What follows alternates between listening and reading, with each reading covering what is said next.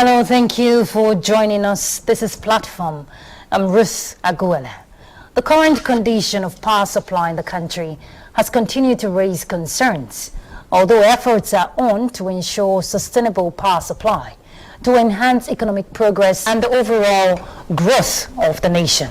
Now, despite efforts, the low-level diversification of electricity production in the country has led to deployment of alternative sustainable energy resources to meet the ever-increasing power demand. Nigerians are yearning for reliable power supply without interruptions. But Nigeria's power supply reliability largely depends on the ability of the transmission company of Nigeria to expand the transmission network and absorb more generated power. Now, the TCN manages the electricity transmission network in the country. It is one of the 18 companies that was unbundled from the defunct Power Holding Company of Nigeria. That was in April 2004.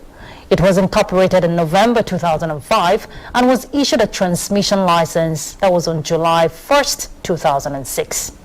TCN's license activities include electricity transmission system, operation, and electricity trading.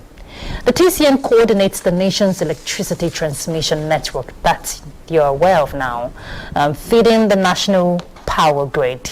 But consistently, the challenge of vandalism, theft of power, equipment, and collapse of the nation's grid continues to pose a burden for the company, thereby disrupting power supply, which is a constant setback to ongoing implementation of the transmission system expansion plan.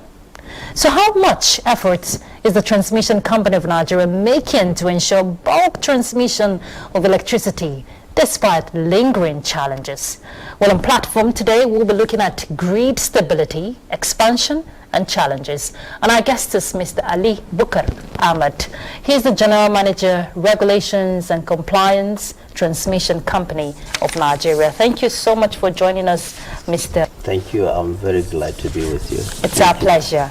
And we'll just take you through a bit of his profile, which is very impressive, I must say.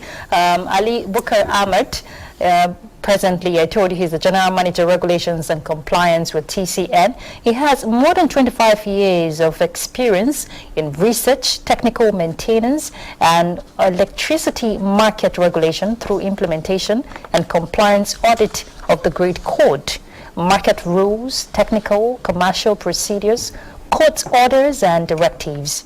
He studied and worked with energy and environmental agencies in national and international in Outlook institutions. He served as chairman, West African Power Pool, that is WAP, Committee on the Engagement of Consultant for the Draft of Regional Grid Code. He's also been vice chair, Committee on the Draft of West African Transmission Service Access and Use Procedure. That was way back in 2017 to 2018. Interim chairman of that same committee, and he has also been served in different capacity in the committee there. He's presently doing his master's in energy, law, business, regulation and policy on international, that's in International Hellenic University, Thessaloniki, Greece. He holds a master's degree in applied physics, that is atmospheric electricity, from the University of Jos. He holds a BSc from the University of Maiduguri in physics. He has supervised and managed a lot of projects around Nigeria, and also he's had a lot of publications. I'll just mention some of them.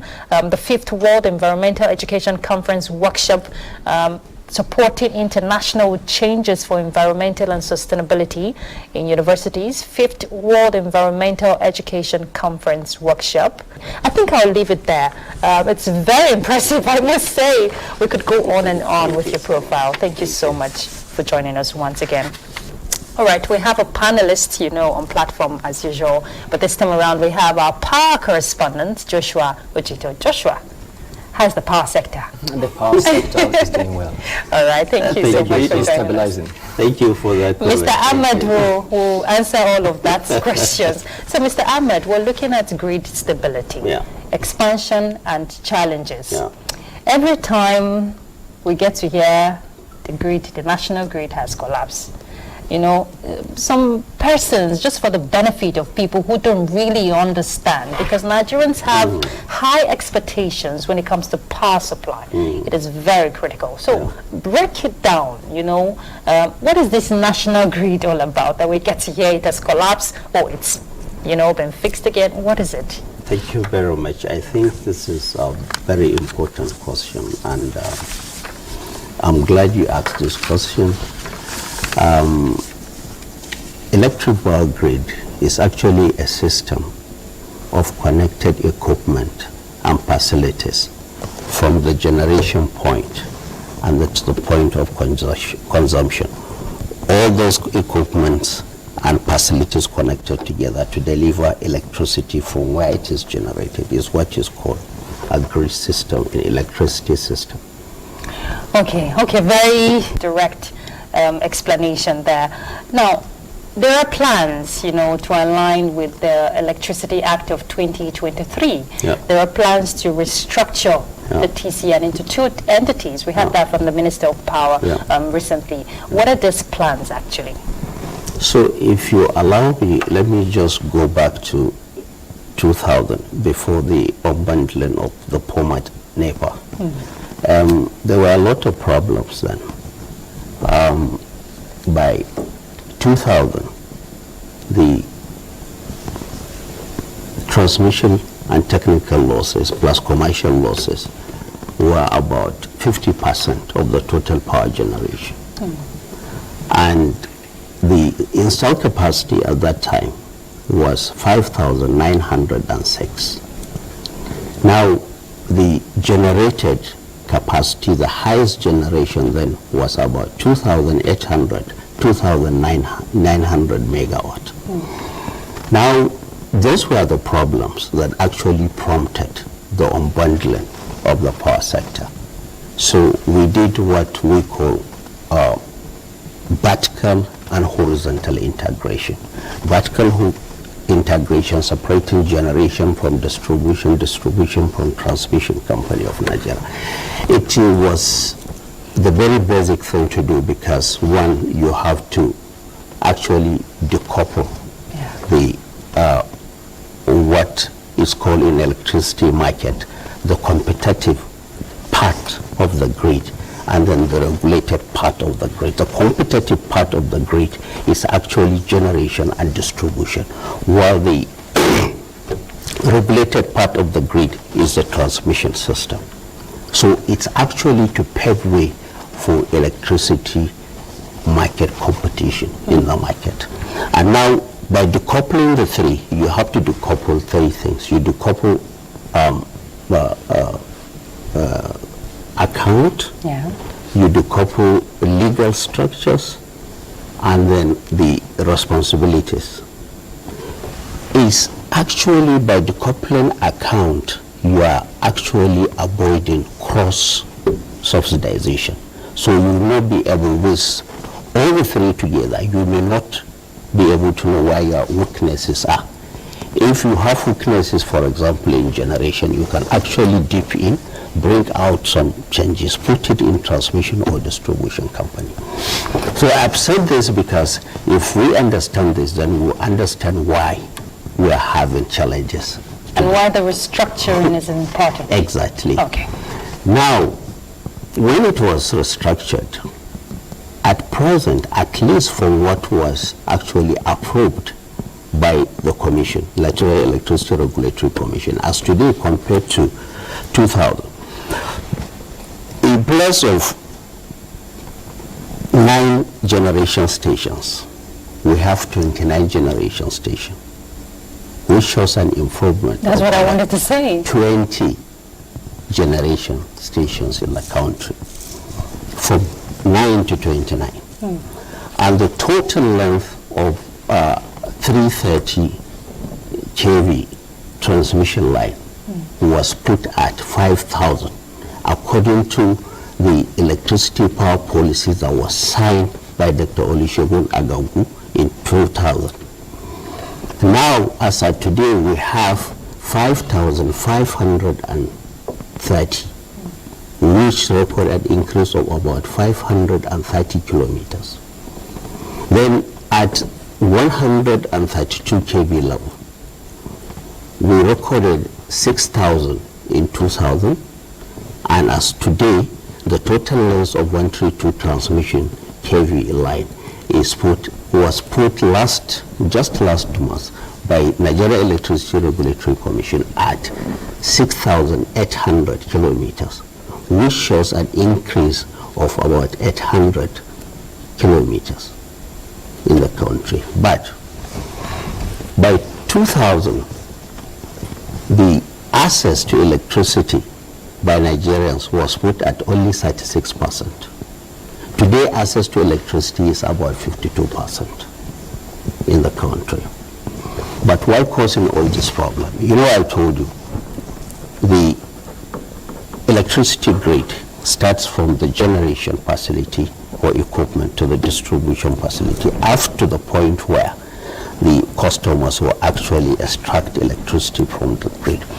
Now, there is demarcation of obligation. And then from the side of the generation station, we have, as at today, 80% of our generation mix is gas, while only 20% or thereabout is hydro. And when these generation companies sign gas transmission, gas supply agreement and gas supply agreement and gas transportation agreement. And Nigeria, unfortunately, is a country that virtually sits on gas. And we always complain of lack of gas. Mr. Ahmed, we have to take the issues bit by bit. I see Joshua itching to ask a follow-up question. So Okay, what I want to ask is, from the point of the consumers, Yeah. they will be wondering what makes grid to collapse. Then the question I want to ask now is, what now is the capacity, the current capacity of the transmission line in the country? Okay, let me start with the first question. What makes grid collapse? Grid can collapse because there is a lot of demand while the supply is low. As I said, this imbalance between supply and demand always causes, and all these three principal segments, generation, transmission, and distribution, can cause that. For example, during rainy season, within a twinkle of an eye, light goes off. That means either 11 or 33 kV distribution networks are down. The TCN, or the system operator, will be struggling to actually balance, must ask the supply side to actually come down, because they will be producing high while the demand has gone down. So if care is not taken, the normal state of the grid will migrate to alert. Then if it goes on, migrate to, that was why I said, migrate to emergency, then extreme, then finally it will collapse. So is it that the TCN doesn't have the capacity? That is why I'm asking about the capacity of the grid. Everybody is responsible. Now, if there are... Because, for instance, the installed capacity of generation should be about 13,000. 13,000, yeah. So what is the installed capacity of the transmission? 8,000, sorry, okay, 8,100. So, for instance, if we can be able to generate 8,000, TCN can be able to carry it comfortably. So what is holding that back?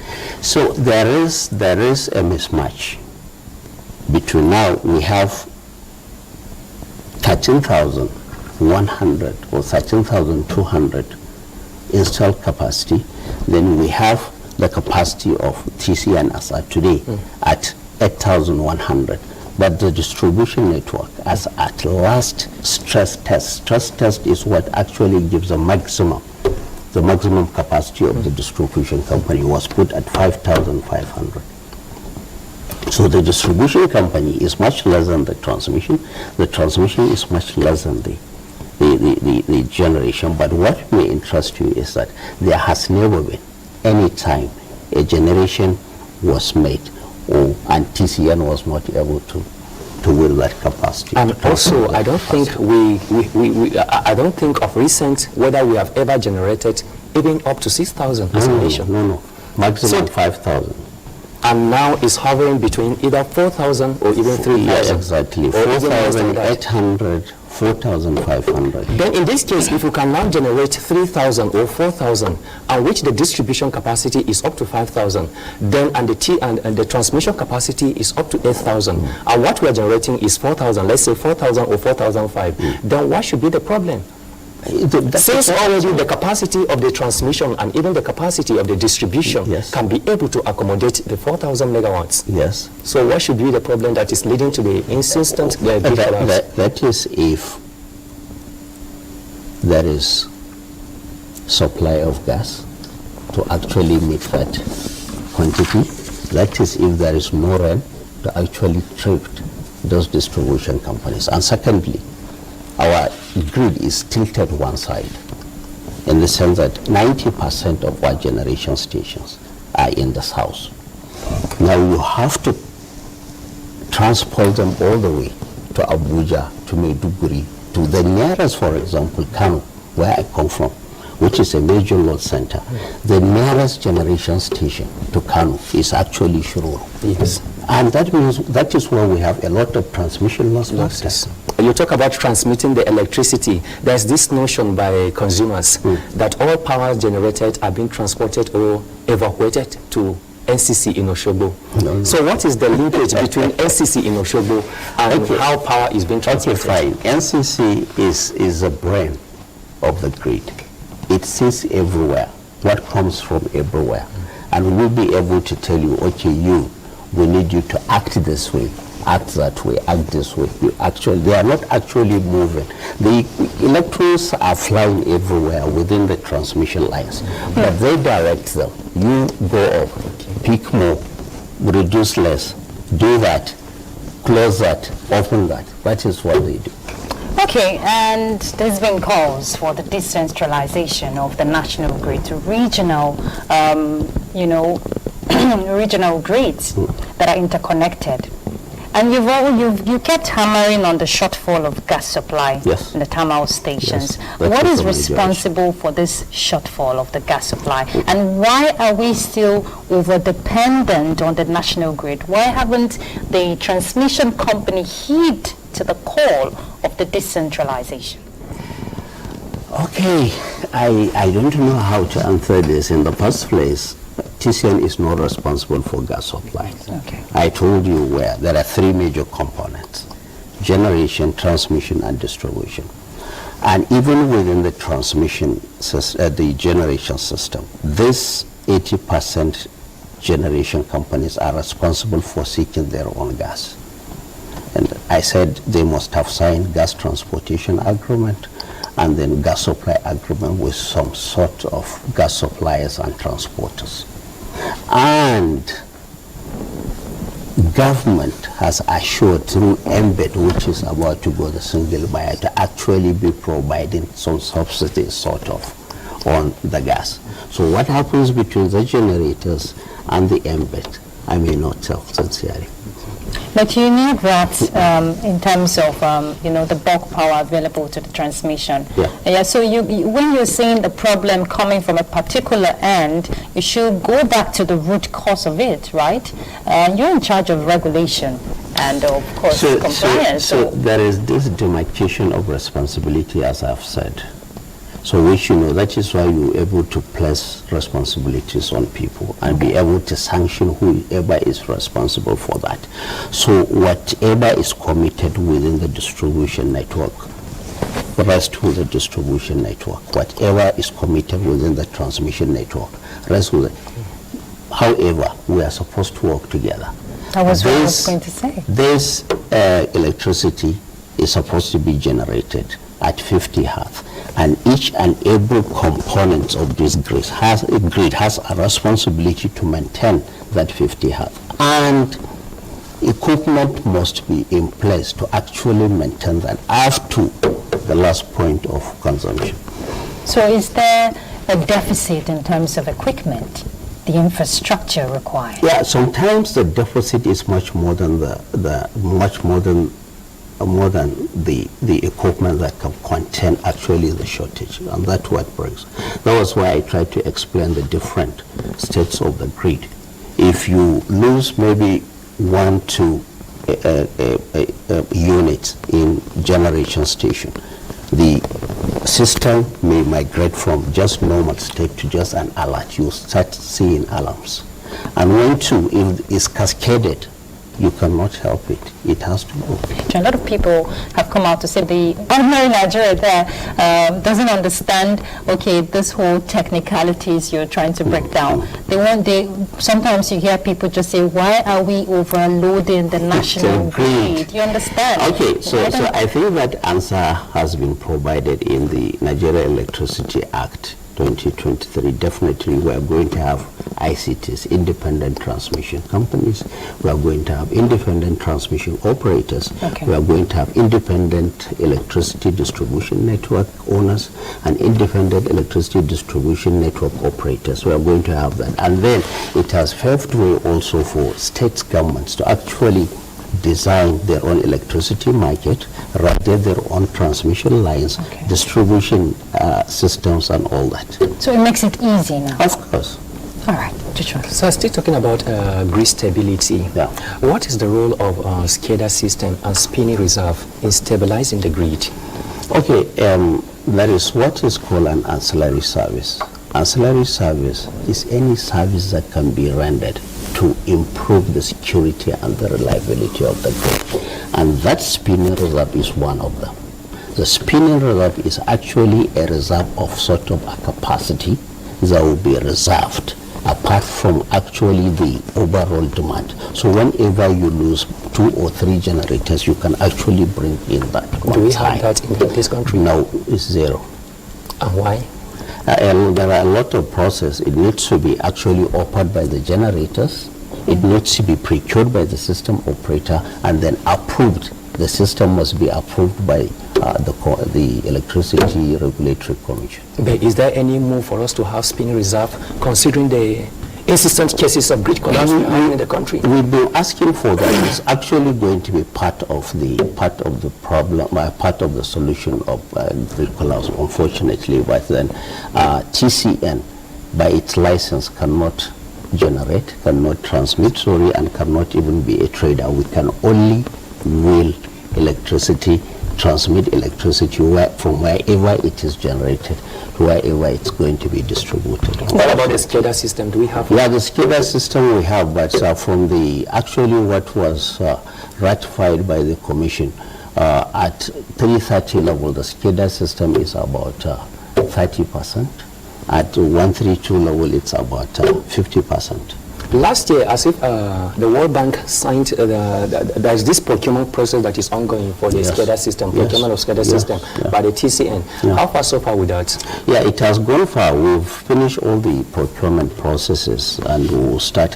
What actually happened with the the last 2 SCADAs is because before now, we only ask companies from Germany, from France, come and provide SCADA for us.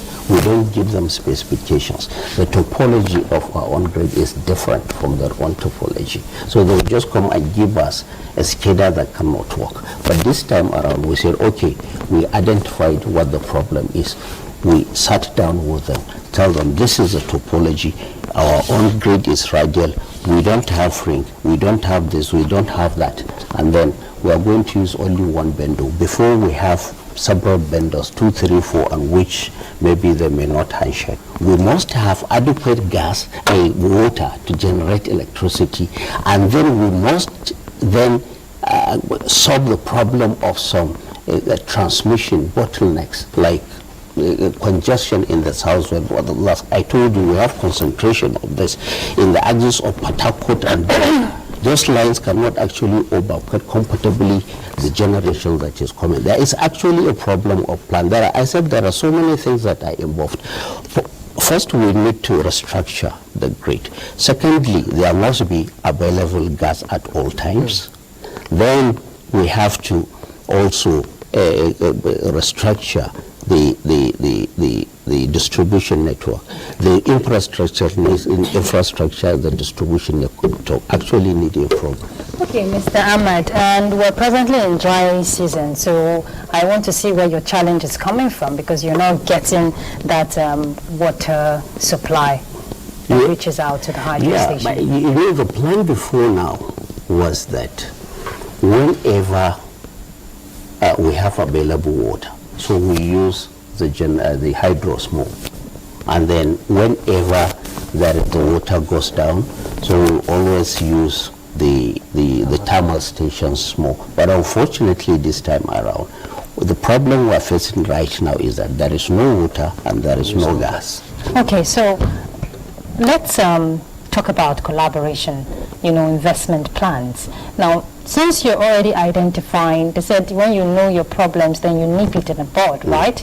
Now, you have identified where the challenge is coming from. Are you collaborating with other, stakeholders in the sector to meet some of these needs you're talking about? Yeah, absolutely. We have started that a very long time ago.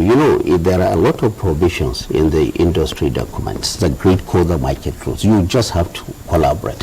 These demarcations are actually functional and then administrative. Yeah. But the grid must test together, must be connected. So there are a lot of provisions, and we have actually, before the years, if you are migrating from one system to the other, that is just very new, it is very difficult for you to leave behind your values, your customs, and your behaviors. You actually come to change with time. That was what happened initially, at the inception of the unbundling of the system. But now we've realized, and then with the intervention of the Electricity Regulatory Commission and then the executive management of TCN, we are doing everything together, even planning the grid. We said, come, the generators will come, transmission will come, distribution will come, and we plan the system together. And earlier, Joshua mentioned the World Bank collaboration, and part of that initiative is a Nigerian Electricity Transmission and Access project. Now, how much success would you say that initiative working with the World Bank, has helped the company? You see, transmission, electricity sector is capital intensive, and then if you start building a hydrogen generation station, it may take you 5-7 years to finish. So people will actually not see the input. A lot is being done to actually improve the system, and I bet you everybody is serious, from the generation, transmission, distribution, and then the regulator. Everybody is serious, especially our own executive manager, because they are at the center of it all. Many Nigerians think TCN is never, and that is if no, this enlightenment is very exactly important. So just hold our thoughts. Let's go on a break, and when we come back, we'll pick up with our conversation. Please stay tuned. Thank you. Thank you for staying tuned. The conversation is grid stability, expansion, and of course challenges. Mr. Ahmed, we were just talking about the importance of this information, talking about the enlightenment, and I'm made to understand that there is plans, for expansion. So you want to fill us into those plans? Yeah. Before we started this expansion plan, we created a forum, and it's also provided for in the grid code that whenever you are going to do this expansion, you have to call all the stakeholders, generation, transmission, and distribution. And I hope I was told maybe the general manager system planning will be here. He went round. I was supposed to be part of that team. The TCN went round all the generation stations in this country, all the distribution companies in this country, collected their input to actually incorporate into this development plan, and it's ongoing. And that is different from what we've been doing in-house. But currently, we are building a lot of transmission substations, a lot of transmission lines, and then we are upgrading the old ones, removing old transformers, breakers, and the rest, and replacing them with new ones, and also upgrading, maybe removing 160 megawatt, 60 MVA, sorry, transformer, and replacing it with maybe even 300 MVA transformer. It's ongoing everywhere, all over the country. So how will the Siemens project impact the transmission infrastructure? It's going to impact the whole value chain. But then the idea is we are going to increase the generation capacity from what it is today to about 25,000 by some years to come. Well, that is just an ambition, and it's a target. It may not be realized, but certainly that is what it is meant for. And you cannot actually do that when you said I have this installed capacity, it doesn't mean that is what you generate. Installed capacity is you have the capacity, but it may not be available. What we are supposed to be talking about is actually the available capacity. All right, let's look at routine maintenance, and there's this pondering issue, vandalism and theft of the equipment, which sets the company backward. Now, when you put something in place, which is part of the challenges we get to hear, it's responsible for the collapse. So how is the company, talking about TCN, addressing some of these issues? We are collaborating with the police, with the army, to actually be patrolling those lines, and we have some flash points that we actually know definitely they are going to strike here, and the concentration is actually on that.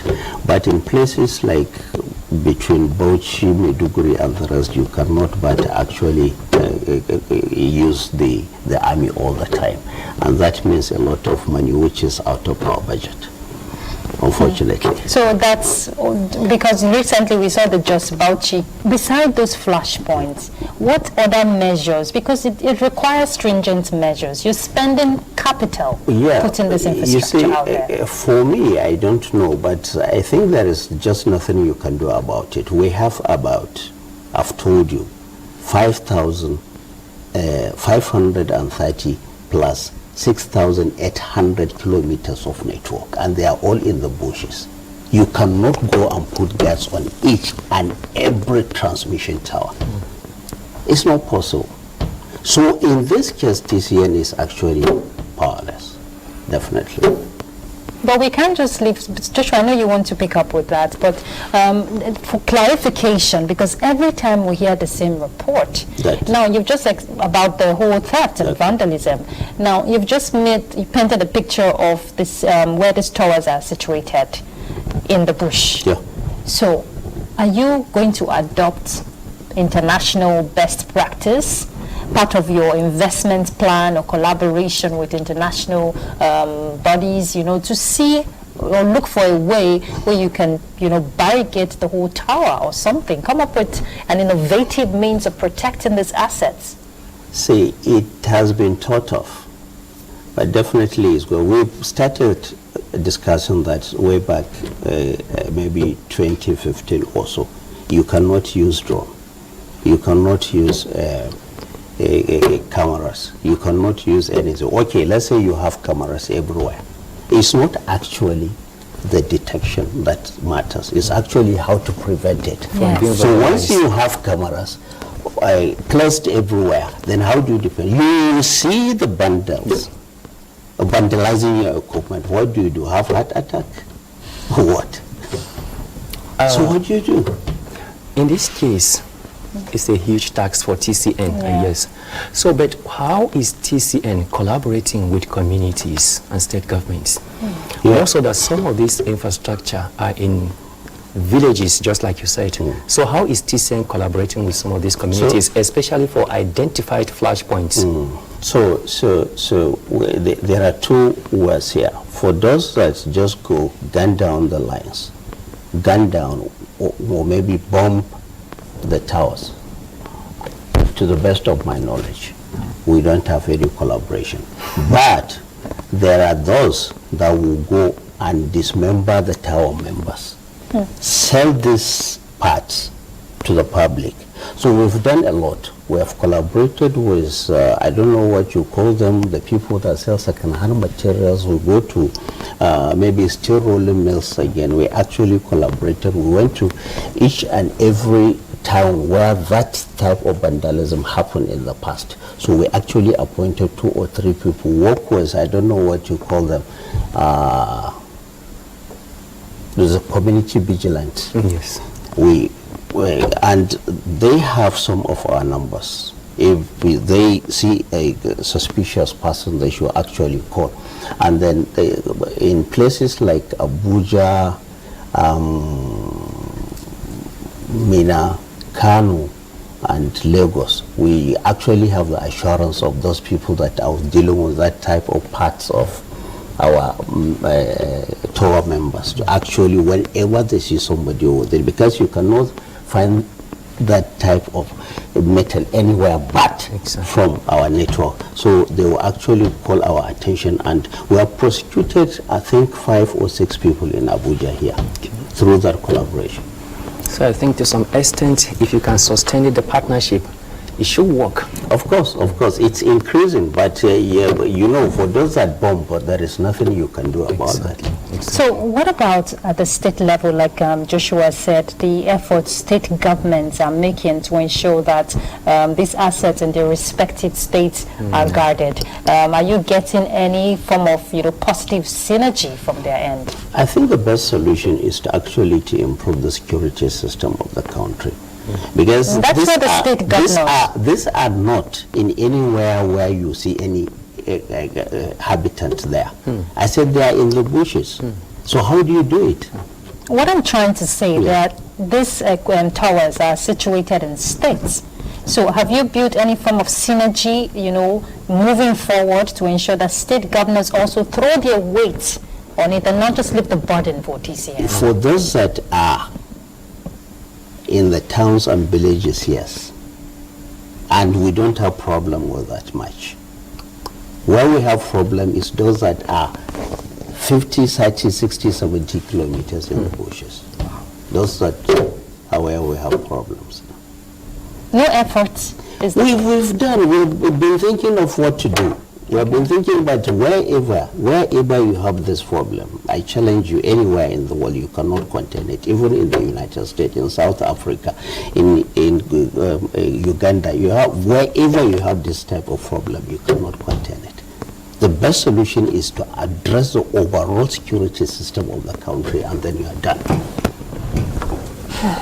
Joshua. Okay, still talking about the challenges of the transmission infrastructure. Oftentimes, TCN has been complaining about the issue of right-of-way. How has been your relationship with state governors? Because right-of-way is one major challenge that is delaying most of transmission projects in states.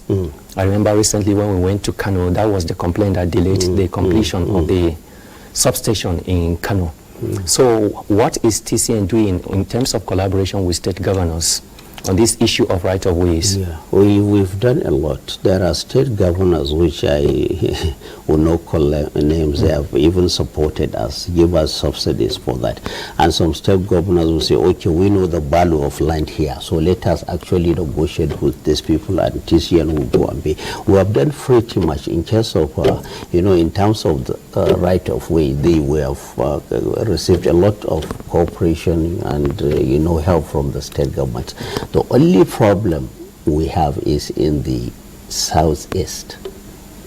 People don't just agree. That is just a problem. But in all others, where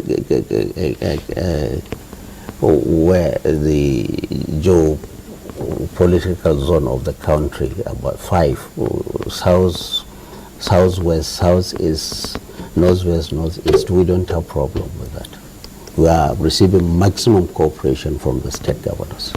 Also, go ahead. Also, another thing observed, or another challenge observed is, even when the right-of-way, the compensation have been paid, and the transmission infrastructure erected, you'll find out that people come trading or building under high-tension line. A classical example is in Apple.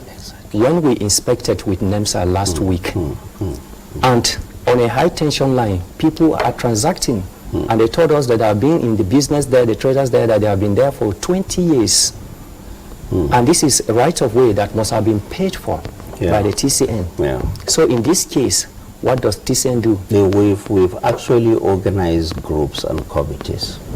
They are going to those communities, sensitizing them, and we have a program with NTA, Power Circuit. We actually sensitize people on that. And you know what's happening is that you may collect your compensation, but you go and sell that land to a third person, and then he will continue using it for whatever purpose.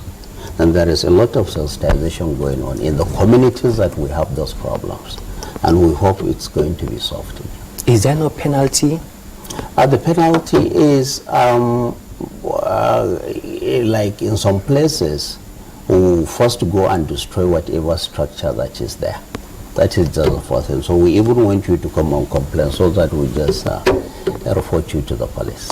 Okay, and just recently, the TCN just energized 13233 kV at Dakata in Kano. Highly commendable, but it's one thing to have these transformers energized, it's another thing to ensure routine maintenance at the substations there. Yes. What has been done in terms of, constant maintenance of all these assets? Oh, thank you so much. I think what TCN is doing here is reliability-centered maintenance. That is what we are doing. Reliability-centered maintenance. I think those projects were not actually accomplished in Kano alone. There was similar one in Lagos, there was similar one in Benin, and all over. And we are actually committed to reliability-centered maintenance in TCN now. How are you going about it? I'm asking you directly because you're in charge of regulation and compliance. Now, you have to do, we have planned maintenance, and you have proactive maintenance. That is what we do. And there are maintenance that are actually required by the manufacturers of those equipment. So we follow strictly those maintenance processes. Okay, all right. Joshua. Okay, still talking about the rehabilitation and expansion. There are some of your substations, for instance, like the one in Akure, which was completed but not energized. And you have some of these substations like that in parts of the country. A lot of money spent building those substations, but yet they are not connected and they are not energized, leaving some of those things being vandalized. So what is TCN doing in that regard? And which I believe that of Akure up to now is not energized. Yeah, so I'm not actually, I know we have that type of problem, but you see the problem sometimes are World Bank projects to be handed over to TCN. Others are actually joint projects with the state governments. And then, so those are the type of problems. And I think just last week, the MD and the executive management discussed about that, because if most of the transformers are on SOC, means on SOC, it means it will increase the transmission loss factor. Exactly. And that is the angle we are coming from. But definitely, by the end of this month, those ones will actually be, that problem will be solved. So going forward, what should Nigerians expect really? If you're giving Nigerians assurance in terms of the capacity of the substations, also the assets that is controlled by the company, what level of assurance are you giving Nigerians? I know you've said there's a lot of efforts and some that your hands are tied, it's beyond the TCN. So, but going forward really, because what the nation needs is that, non-interruption of power supply. You're right, but if you ask some maybe people, the problem is TCN is national in outlook. Wherever you go, you have TCN. And a problem of TCN anywhere is a problem of TCN everywhere in TCN. So if we improve this part of TCN, the people that are around that place will actually see improvement. So to see overall improvement for TCN, I think it's going to be very difficult from that perspective. You've just mentioned Dakota, but definitely if you go to Dakota, people are very happy now. Benin, if you go to Benin, people are very happy. If you go to anywhere we have this improvement, people just will notice the differences, they will feel the differences, and they will start using the differences. But overall, we have a plan which was approved by the Commission, Performance Improvement Plan.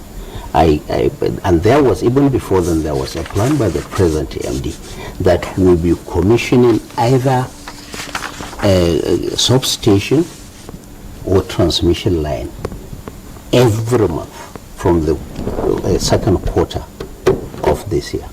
And you talked about, efforts at the community level, at the state level, as we round off now. What are you telling Nigerians? Because whether we like it or not, it affects us directly, not indirectly this time around. What's your message to Nigerians in protecting these assets? I know awareness is very critical. You talked about the power circuit by the TCN, but also sensitization.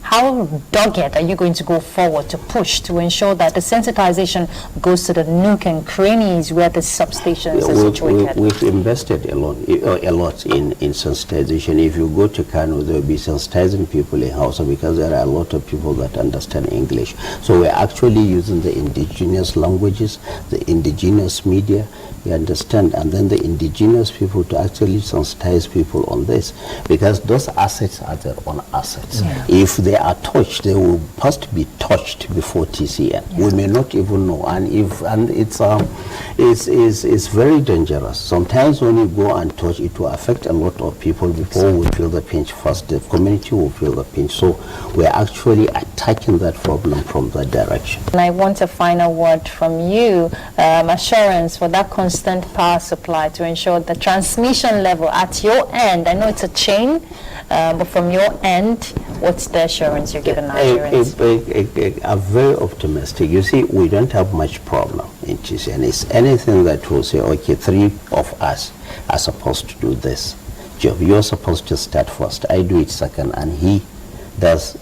He will be the first person to the last person to contribute.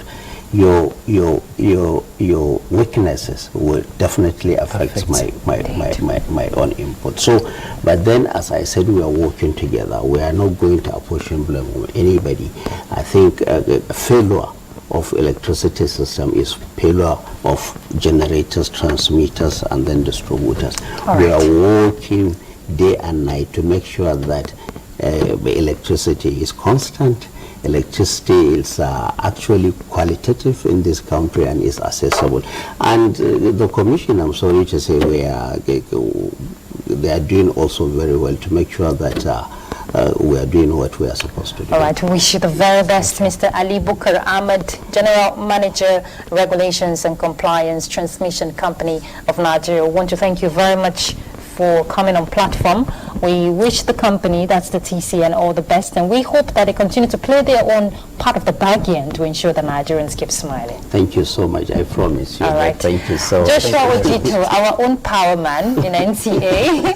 Thank you so much. And power sector is work in progress. All right. You heard it from Joshua. Indeed, and we've been talking about grid stability, expansion, and of course the challenges. Now, it's a whole value chain that involves you. Yes, you. You also have a role to play. When you see something, please say something. It's a collective work. We want Nigeria to work and progress. Then play your own part of the bargain. That's Platform. I'm Ruth Aguela. Bye.